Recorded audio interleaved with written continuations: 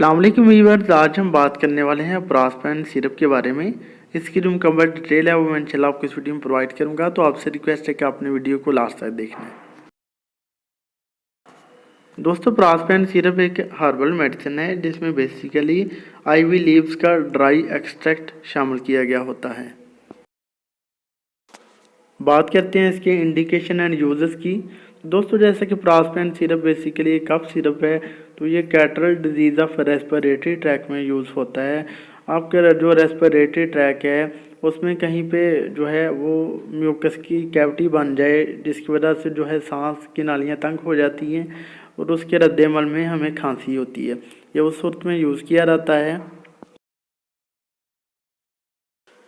इसके अलावा जो है ये क्रोनिक इन्फ्लेमेटरी ब्रोंकियल डिजीज़ में इम्प्रूवमेंट लाता है, यानी कि अगर आपके रेस्पिरेटरी ट्रैक की कोई पुरानी सोजिश है, इन्फ्लेमेशन है, उसमें इम्प्रूवमेंट लाएगा। इसके अलावा जो है अगर किसी को acute inflammation of respiratory tract हुई है खांसी की वजह से, यानी आपका जो रेस्पिरेटरी ट्रैक है उसमें कहीं पे इन्फ्लेमेशन हो गई है खांस के, तो उसमें भी जो है बेहतरी लाता है।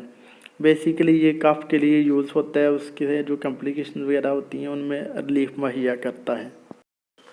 बात करते हैं कि ये catarrhal disease of respiratory tract में किस तरह इफ़ेक्ट करता है।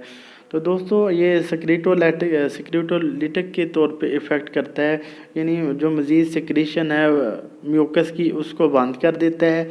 इसके अलावा जो है ब्रोंकोस्पाज्मोलिटिक के तौर पे इफ़ेक्ट करता है, यानी कि अगर सांस की नालियाँ तंग हो गई हैं म्यूकस की वजह से तो उन्हें खोलता है, डायलेट करता है और कफ में जो है वो रिलीफ मुहैया करता है। इसकी प्रिकॉशन वगैरह की बात करते हैं तो दोस्तों, अगर किसी को हाइपर सेंसिटिविटी या फिर एलर्जी का इशू हो इस साल से, तो वो इसको यूज़ ना करें। और उसके अलावा अगर किसी को फीवर हो या शार्टनेस ऑफ ब्रीथिंग हो या फिर ब्लडी म्यूकस वगैरह आ रहा हो खांसी के साथ, तो वो भी यूज़ करने से पहले अपने डॉक्टर से लाजमी कंसल्ट कर लें। प्रेगनेंसी एंड लैक्टेशन मदर में बात करें तो प्रेगनेंसी एंड लैक्टेशन मदर में यूज़ किया जा सकता है, इजीली यूज़ किया जा सकता है, कोई इशू नहीं देखने को मिलता। बात करते हैं कुछ इसके साइड इफ़ेक्ट्स की। तो इसके जो कॉमन साइड इफ़ेक्ट्स हैं उसमें पेशेंट को एलर्जिक रिएक्शन हो सकता है, शॉर्टनेस ऑफ ब्रेथ यानी सांस में तंगी हो सकती है, स्वेलिंग हो सकती है, स्किन पे रेडनेस और इचिंग हो सकती है।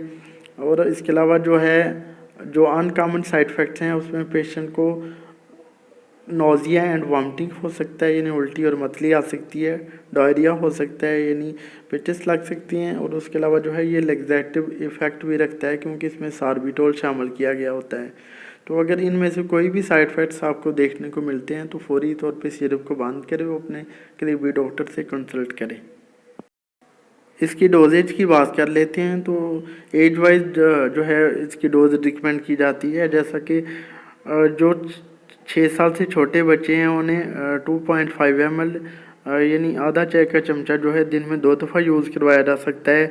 जो 6 साल से बड़े बच्चे हैं उन्हें 5 ml का जो एक चाय का चम्मच बनता है वो दिन में 2 दफ़ा यूज़ करवाया जा सकता है। और जो 12 साल से बड़े बच्चे हैं या फिर अडल्ट्स हैं उनमें 5 ml यानी एक चाय का चम्मच जो है वो दिन में 3 दफ़ा यूज़ करवाया जा सकता है। जो कि 1 साल से छोटे बच्चे हैं उनको यूज़ करवाने से पहले डॉक्टर से कंसल्ट लाजमी कर लें। बात करते हैं इसकी प्राइस की, तो पाकिस्तान में जो है ये 400 रुपीज़ में आपको मिल जाएगा।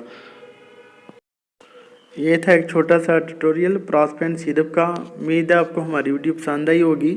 अगर हमारी वीडियो पसंद आई तो प्लीज़ इस लाइक और शेयर कीजिएगा। हमारे चैनल नईम हेल्थ केयर को सब्सक्राइब कर दें और साथ वाले बेल आइकन को दबाना ना भूलें ताकि हर नई वीडियो की जो नोटिफिकेशन आपको टाइम पे मिल सके। आप इजाज़त दीजिए अपने दोस्त नईम अहमद को। मिलते हैं नेक्स्ट वीडियो में, अपना ख्याल रखिएगा। ओके जी, अल्लाह हाफिज़।